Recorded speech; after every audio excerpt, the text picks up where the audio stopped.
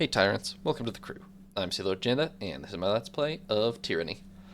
We've got our marching orders from Kairos. We're to put an end to this war between the Archons, and we're about to talk to Graven Ashe. He's supposed to be the spy guy here.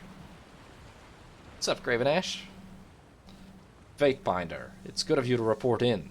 These days it's difficult enough to judge friend from foe. I'm pleased to recognize you as the former of the two. Ashe favors you with a curt nod. I see you brought the voices of Nerat's spying whore to my doorstep. Lest you think me amused by your irresponsible conduct, know that I am not. Versus a useful ally, I need her on my side. At least until we get tired of each other. Don't worry, old man, I'm not going to drive a blade into your spine. Not while you're wearing a breastplate as thick as the old walls, anyway. Graven Ashe, I should have brought Ebb instead, but he probably would have been pissed about that too, because she's a traitor. Graven Ashe glares at first and returns his severe expression back to you. His mouth is set to a disapproving line, and he seems on the brink of saying more, but waves off the matter. After what transpired at Vendrian's Well, the disfavored must hold fast to our allies. You're here because of your support at the siege, but I don't mistake your confidence for devotion. The Scarlet Chorus would not have you. Well, I hope you can convince me I made the right choice. Oh. Convince you? It's hardly my job to convince you. Serving me will engender trust between us, and opportunities may allow you to rise above your standing as the adjudicator's clerk. You can be my soldier for a time. Not disfavored, but closer than most will ever get. What is it you require? Well, we have a realm to conquer in the name of Kairos. What's our next move? Glory to the Overlord, he shouts, and the breastplates of the surrounding disfavored rattle with their salutes. With the voices of Nerat's betrayal of our cause, our mission to control this forsaken peninsula has become all the more dire. We thought the Vendrian Guard were the final death rattle of this region's defiance. We were wrong. The Tears have risen up against Kairos, emboldened by their countrymen. And while the disfavored labor to maintain order, that serpent, the voices of Nerat, grows his army of lunatics and sellswords, preparing to lash out when we least suspect it. I can only imagine the voices is driving his gangs mad with plots to storm this fortress. There can be no peace while the voices of Nerat lives, and no order while the Scarlet Chorus, rampage across these lands.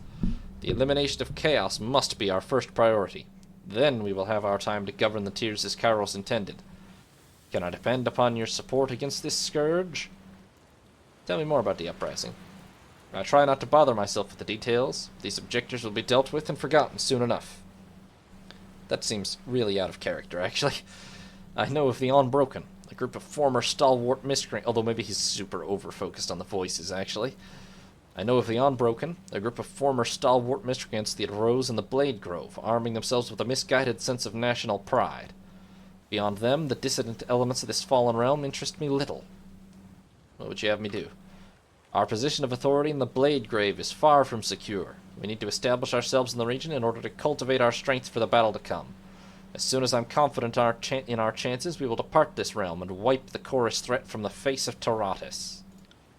The Unbroken, former sons and daughters of Stalwart, vexate our efforts to secure this region. The Edict of Storms offers them cover. They slip past our patrols in the light of day, hiding their movements behind clouds of dust and debris. Kairos cast this blight on the country to set an example, not to plague those of us loyal to the north. You must travel to Sentinel Stand and seek out Stratus Harodin. He is the last of the old stalwart bloodline who called themselves regents. Put him to the sword and end this edict once and for all. Okay, tell me about the edict. Kairos visited this plague upon the people of Stalwart to punish their leader's cowardice. We had thought the edict would have been dispelled long ago, but to our dismay it endures. The rust and debris filling the air is a source of constant irritation and hampers our ability to conduct this war on our terms. You can't kind of maybe notice it around, huh? You should consider the subjugation of Stalwart and the ending of this edict tasks of equal importance. Thankfully, your goals are well matched. The persistence of the edict is tied to Harodin's bloodline. Kairos decreed that the storms will continue until the last of the regents is slain. End the regents to end the edict, then return to me victorious. Sure, I'll just handle everything for you. Why has no one killed him yet? Because he persists in crouching behind the walls of Sentinel Stand. With the Edict of Storms raging around the Citadel, no one has been able to enter or exit since the last year of the conquest. No bird or missive is left the wind wall either. The edict is all the proof we have that Harridan still lives. Why is he so important? He would neither surrender nor impel his soldiers to do so. As such, Kairos decreed that storms would ravage the country until the regent was dead. Stratus Horodin was free to kill himself, of course, but he was either too proud or too gutless for the task. Who is he? The last of an elder bloodline that ruled Stalwart and maintained its dignity. He's also a filthy coward. During the last battle of Stalwart, he crouched behind the walls of Sentinel Stand Keep and refused to meet our forces on the field of battle. Well, I understand what must be done. I'll make for the Blade Grave at once. Find the last regent, kill him, end this Edict of Storms, and staunch this seeping wound of rebellion once and for all. The downfall of the Unbroken and the old regent will send a message throughout the tiers. Our rule is absolute, and dissidence will not be tolerated. And I will travel to Sentinel Stand and judge by my findings. Oh. If your perspective is as lawful and orderly as it ought to be, the right path should seem clear. The Unbroken must be destroyed, and the edict must end. Should you arrive at any other conclusion, I suggest that you stifle your opinion and follow orders like any good soldier. Bro, you don't actually give me orders. There is one final matter to discuss. My daughter went missing in the second year of the conquest. I have reason to believe she is trapped in the fortress of Sentinel Stand. If you can find Amelia, bring her home to me. How do you know she's there? It's the one location in all of Stalwart we cannot reach. If her detachment of soldiers was taken captive, she would have been placed beyond my power. No doubt for the southern wretches to use for negotiation. His expression twists with distaste. Okay, tell me about Amelia. She has her father's stubborn persistence. She's an excellent fighter, though more brazen and eager to test herself on the field of battle. I have objected to this disposition in the past, but it seems as integral to her being as the very breath she draws. Our relationship has endured its challenges. The last several years I've been a better general to her than a father. Once the war is over and she is restored to the Legion, I hope we can find it in ourselves to know each other once more.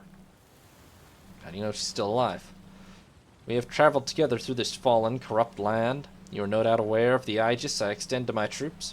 It's the boon I grant my northerners for loyal service and devotion to our shared cause. As my army feels my guardianship, I am keenly aware of them in turn. Their concern and their pain, it is my burden to carry as their leader. Amelia is alive. I have awoken at night in cold sweats, my bile rising with violence. What torment she suffers at the hands of those stalwart animals is a mystery. I only want her restored to heal in the company of the Legion. Question 4 seems like he will hate me if I ask that, so if I find her, I will ensure her safe return. That is all I ask. Amelia is but one soldier, yet if I had the forces to dispatch, I would make her retrieval my highest priority. She's a commander of the highest renown and a paragon of northern values. The conflict of interest is incredibly obvious, but rescuing her will obviously win his loyalties, so let's do it. Fatebinder, I offer you my support on this mission. The Blade Grave is a place of memory. I left many cohorts buried among the ruins, and no small part of myself as well. Could you elaborate? The matter is a sensitive one, but I fear to speak it in the company of the great general, though he doubtless knows it already. Beric attempts to stand tall before Graven Ashe. Speak on, son of Baraconan. Nothing I've seen you accomplish in the field has diminished you in my eyes, and I know my soldiers as well as I know myself. Ashe nods with approval. I lost countrymen by the hundreds in the last day of the Stalwart campaign, and for my troubles I became fused in this armor. The Blade Grave is the last place I ever felt human. That is all I will say about it now. The last battle of Stalwart was a terrible time, perhaps most of all for you who survived. I mourn those we lost and recite their names often during the morning drills. We cannot restore their broken bodies to the north, but we can remember them as they were. Is that all? Your manner has changed. Beric stands straighter, and for a moment you can't tell if he's going to lash out or crumple into himself. You're prepared for anything. After a long pause, his shoulders sag the slightest bit. My cohort marched on Sentinel Stand to complete a mission. We failed. The walls of the keep defied us, and the last regent of Stalwart refused to meet us in battle. The coming of Kairos' edict cut us off from our objective. Because of this, the Blade Grave is also a place of regret. You've invested a lot in this. Of course you can accompany me. I appreciate that, Fatebinder. Graven Ashe is attentive and understanding to each of his troops, and it pleases me to see his example in you. And in you, Armored One, never forget that I found you at the mere germination of your potential. That you have accomplished much in the ensuing years. Thank you, General. Though it's impossible to tell through his helmet, you assume Barrick is blushing. Your map is already marked with the position of Sentinel's stand. It would take me 100 lifetimes to forget those old walls the day the Edict shattered our advance. I have further questions for the Archon of War. Ask, Fatebinder. Take care with your time. The Unbroken crawl over this territory like ants, unchecked by our northern boot. Tell me anything else about the Disfavored? I feel like I've asked most of this. Maybe not. We're more than a mere army. I assure the Disfavored Legion represent everything we hold dear in the North. Rigid discipline, training to perfection, respect for law, and the importance of family. As conquerors, it's our duty to teach the savage lands not just how to live up to the values the Empire sets, but how to live for them. What's the Legion's history? As Kairos conquered the North under a single banner, there were those of us who resisted the call to unification. I was a young warlord at the time, petulant and inflated by pride. I rallied the sons and daughters of the North to stand against Kairos. Our offensive was valiant. We planted our shield wall between the armies of Kairos and our homeland, declaring that no tyrants would dare cross us. Go on. We held our ground for a time, drawing the attention of others who would add their strength to ours.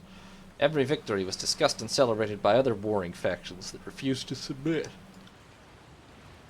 As you have witnessed, none can stand against Kairos. Eventually my legion shattered against the relentless onslaught of Archons and soldiers. They brought me in chains before Tunon. He told me that enemies of Kairos would all be put to the sword unless I took that one opportunity to surrender and join the fold. I take it you did? I made the most difficult choice of my career. The defiant heart still beat under my breastplate, and the blood of the North coursed through my veins. Yet we were beaten all the same. Sorry. Yawning a lot. Out of loyalty and love for my countrymen, I swallowed my pride and bent the knee, offering my sword and my life to the Empire. My army was granted the rights of Kairos' peace, and we lived on as servants of the Overlord. Since we had transgressed and rebelled against the offering of Kairos' protection, my elite legion was stripped of their decorated name and dubbed Disfavored, a mocking reminder of our past crimes. Even as we stand above all others in the ways of war, we struggle to earn back Kairos' favor. Every soldier in my legion is descended from those who stood with me during the rebellion. I keep them close to me because they were the finest northern stock, and their continued lineage is a reminder of Kairos' mercy. That goes for you as well, child of the North. By your unwavering loyalty and respect for our heritage, you are beloved in my eyes. He nods at Barrick. Disgusting. I hope you don't expect me to listen to this sentimental drivel much longer. You sound jealous, Verse. Maybe you just don't know how it feels to be favored by an Archon. Nor would I want to. If the voices of Nerat takes an interest in you, that's one step closer to having your skin flayed and sewn into his tent. Yeah, you know who you would rather work for, don't you? Tell me about the unit. What units? Oh, the units of the Legion. Like, the subgroupings. Most of the Legion is made up of stone shields. They are the bricks in our shield wall. The Iron Walkers, the trained and efficient killers who branch out from behind the phalanx to fight among the enemy ranks. Crescent Runners are the fleet-footed light infantry who bait the enemy into premature attack. The Oathbound are specialized scouts and advanced infantry. Then there are the Iron Guard, tempered in the forge of war, armored to survive any blow, and commanders of surpassing skill. The only other units are my Earthshakers, the former mages of Cairn who command avalanches and harness nature's fury to our ends. You regard the Southerners with great severity. The South has squatted in willful ignorance of Kairos' superiority for so long that they don't deserve my respect. As the rest of the Empire coalesced into a unified shared culture, the Tearsmen prided themselves as distinct. We looked on them from afar with nothing but scorn. All that I see in the Tears confirms my bias. There is lawlessness, neglect, corruption, infighting, everything the vaunted North has disposed of through superior breeding and culture. You don't see that as contradictory? You did stand up to Kairos yourself. That happened centuries ago during the earliest days of the Northern Conquest. If you think those periods of history can be easily compared, then you are more short-sighted than I could have imagined. He is just pretty racist, let's be honest. There's no real other way to put it. I like what you did here, but one of these days we should sit down and discuss how you talk to an Archon. It begins and ends like this. Don't piss off an Archon. I stood against a presumptive overlord to defend a way of life that no longer exists. The South can afford no such illusions. Kairos has dominated every corner of Taratus, and claiming these lands by might is already accomplished in all but name. The realms of the south are willfully ignorant of their place in the world, and I will neither celebrate or flatter it with terms like independence or rebellion. With full knowledge of the consequences, the former lords of the south endangered the lives of their people. This cannot be tolerated. Of course, it's possible that these tiersmen may come to enjoy all the best of Kairos' offerings, but it will take generations of trial and the long-term eradication of culture as they know it. A worthy pursuit by any standard. Alright, fair enough. In a genocidal kind of way. Do the disfavored have their own laws? I hold the Legion to a particular set of standards. We don't have laws as you would know them under Tunon's teachings, but every soldier in the Legion is aware of my expectations. The first, honor the Legion in thought and name. I cannot allow atrocity or heinous crime to drag my respectable Northmen into shame. I expect my soldiers to follow Kairos' mandates and conduct themselves respectably. The second, honor all oaths with your life. This respects the vows made to me as Archon and Kairos' overlord. There could be no formal marriage for the disfavored ranks, this to prevent any obligations higher than the military. My soldiers can pair up and sire offspring as they wish. The North needs daughters and sons, and I would not force my countrymen to choose between family and loyalty. At last, honor your shield and weapon. The maintenance and care of arms and armor are critical to a soldier's success on the field. Of course, there are rare exceptions. How do you fare under that shell of iron, son of Barraconan? The Archon regards Barrack with interest. Well enough, General. I know I'm not in top form, but I'm able to execute my duties with distinction. As you say, as you say. Alright. Tell me more about your connection with your soldiers. Every member that is favored is as precious to me as family. Their bloodlines are known and respected, their performance in combat beyond every expectation, and I would go any length in their service. They call me General or Archon, yet I consider myself a servant and guardian of these excellent men and women. But I suspect that isn't what you intended to hear. There's a deeper connection still, but to appreciate it you must understand our history, my rebellion, and my rise to power. I've heard those tales, but I'd like to hear more about the link itself. My relation to the Legion goes deeper than anyone outside of it can fully comprehend, and it goes both ways. Our love and devotion protects and envelops us. We're a shield wall unto each other. You mean to tell me you can protect your soldiers without lifting your shield? I am an Archon. Anything is possible. I can shield my devoted Legion from harm and strengthen the fall of any hammer or sword. Those who follow me have shrugged off blows that would kill average women or men 10 times over. How's this possible? I could just as easily ask who built the old walls. In the end, it doesn't matter. I am protective of every soldier under my command. Whether we share a tent or stand realms apart from each other, that doesn't change. Every member of my Legion feels the influence I exert on them, and I am aware of their condition down to the finest cut. Consequently, are you unwell inside there? Ashe looks to Barrack with concern. No, Archon. I'm as fit and healthy as I ever was outside of this iron shell. In spite of Barrack's assurance, you can hear the lie in his voice. Very well then. I trust you'd visit me if you required my attention. Are there any negative repercussions? Ashe regards you in stoic silence, and for a time you can't decide if he's considering an answer or if you've offended him somehow. No. My soldiers are protected, strengthened, emboldened. In turn, I am secure in their safety. That is the way of my power and my Legion. I bet the negative consequence is that he feels their pain enough to actually hurt him, but that's sort of only a negative consequence for him personally. Alright. Wanted to ask about your rebellion against Kairos. You're right to be curious about our history, but it concerns me that you would speak of rebellion. The battles of the past are centuries cold and hard as iron. And the uprisings of the past might inform our present efforts. Oh, they might at that. None of the squalling tiersmen hold a candle to my efforts, but I would rather you marched forth understanding your enemy than not. Do you want to hear how I decimated the armies of Kairos, built my Legion around northern values, and achieved a measure of power? It's true that I accomplished much as a northern warlord, but my life began in earnest under the Overlord's tutelage. Who'd you beat during your rebellion?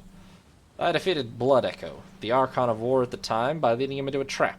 He must have been so consumed by the fury of the hunt that he overlooked a bit of hasty misdirection. Ashe chuckles and shakes his head.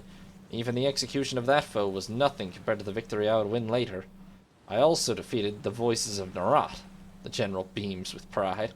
Strange to imagine that happened so many years ago, and here we are again. My Legion nearly destroyed the Scarlet Chorus. Humiliated them, in fact. I suspect the Archon of Secrets is still licking his wounded pride. I wonder if he would remember the conflict differently, or at all for that matter. The Voices has a long memory, but a short attention span.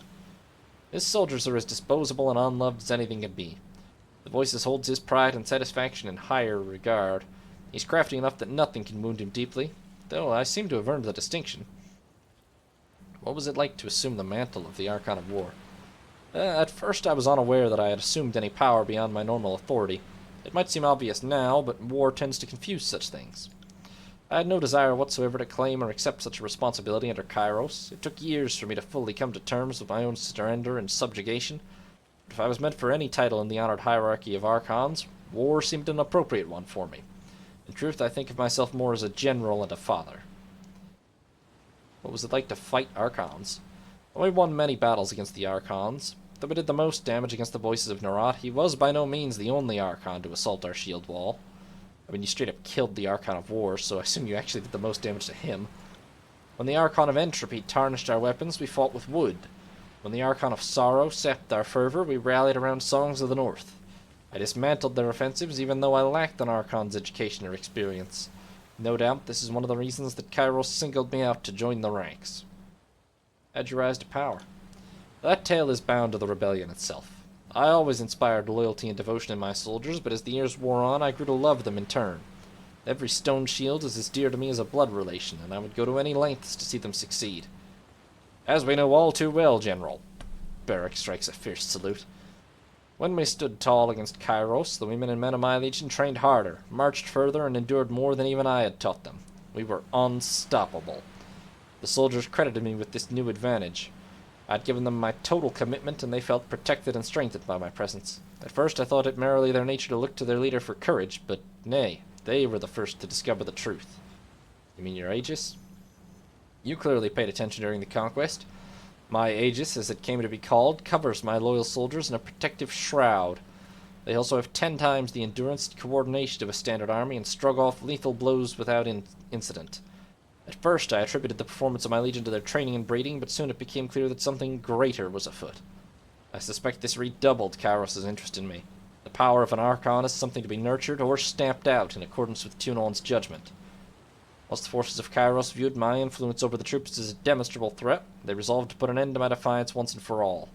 They sent every army they could spare after us, all but sacrificing the Scarlet Chorus in the process. Eventually, as all detractors do, even I fell. What happened then? They dragged me to Tunon's court in chains. I killed a dozen guards on the journey. If I was to be shackled for the Overlord's delight, I would pay back the indignity in blood. When I knelt before the adjudicator and felt the force of his judging stare, my temper cooled, turning from anger to fear. Tunon offered me the terms of my own sentence. If I walked the path of insubordination, then the lives of my soldiers were forfeit. If I bent the knee to Kairos, an opportunity that would not present itself twice, then I could continue to serve my legion as their Archon. It was a difficult choice, but not so trying that it paralyzed me. My soldiers had not earned such glory to see it all snuffed out before their time. After I made the choice, Tunon invited me to a council of Archons where my loyalties were affirmed, and my place among their number sealed in a compact to Kairos. No sooner had I become an Archon to my soldiers than I became the Overlord's Archon of War. That's a pretty decent promotion, and earned through a display of strength. Odd that he holds the chorus in such contempt. You already know the rest. My vaunted legion became disfavored. The Archons even forced me to cast off my northern surname. Graven was a joke at my expense, since I buried my pride in the past. I'm a vassal of Kairos now, but the protection of my soldiers is secure. I've guided their family lines across generations, and his favorites show no signs of slowing. Not gonna ask that question, that seems extremely bad. Tell me about yourself. I'm a family man. I've always believed culture has grown from a family legacy and respect for the past. I've sired 4 children in my long life. Ashelrin, actually that's not that many for having lived centuries. Ashelrin, Priam, Amelia, and Brennix. I'm a general to my soldiers, but a father as well. They have my confidence, my love, and my trust. There is nothing more to give. My days on Tyranny span many more than any human lifetime, and on this journey I have learned much. It must be said that I have also grown stubborn. I believe that matters must be handled a particular way, and see no reason to waver in those beliefs, as they are the product of my experience. Tell me about Ashelin. My first and proudest accomplishment. What strength she had. During the conquest of the Northern Empire, she was slain by Blood Echo, the madman who once laid claim to the title of Archon of War. I would later cut his head from his shoulders with Ashelman's broken sword. He continued to scream for minutes after the deed was done. Damn, that is hardcore, Graven Ashe. I respect that. I miss her to this day. Would that she had lived long enough to bring a family of her own into this world. Imagine me, a grandfather. Who was Priam? My son, born to the life I enjoyed before I was an Archon. He fell to a wasting illness caused by Pox, the Archon of Ruin. Disease was but one of many weapons wielded during the conquest of the North. Were he still alive, he would have sat at my right hand, for he was wise in counsel and strategy beyond his years. Perhaps even beyond mine. What about Amelia? She has her father's stubborn persistence. She's an excellent fighter, though more brazen and eager to test herself on the field of... Okay, she's actually said this line before. Amelia has been missing from the Legion since the fighting escalated in Stalwart. After her advanced detachment made their way into the depths of enemy territory, we lost contact. I fear for her, Fatebinder. I fear for her daily, and not knowing has turned this war into a nightmare. So is Brennix the youngest? What about him? My youngest and most beloved. Alright, just straight up about it. He was joyful and loving, a soldier, like his father, and fiercely devoted to his countrymen. He told the most horrid jokes. He was taken captive at Vendrian's Well and later died. I could feel his life at the moment it was extinguished. The circumstances were unusual. None of the quick violence brought about by blade or hammer. He died by some force that I cannot understand. I would not speak of this further. Ashe sighs. So he has only one living child left, and one of them died in this war. Farewell. Definitely not asking that last question, that seems real dangerous. Alright, so we've got our marching orders from him. I guess the question is whether we get a Lethian's Crossing or Stone whatever it is first. Sentinel Stand first. Let's get more finesse for her. And let's see. More close range abilities maybe. Mocking.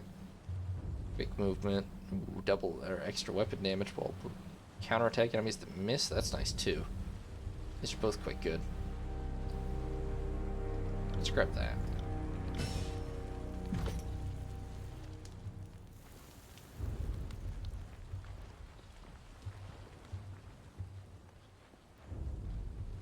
Alright, so the question is... evidence, yes, that's the big thing, but it's been... we have the side quest too. But it's basically Sentinel Stand or...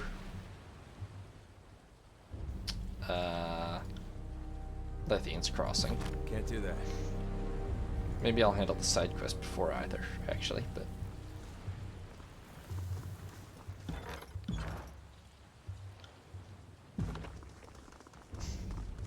I don't think we're really on a strict timer anymore. Could be wrong.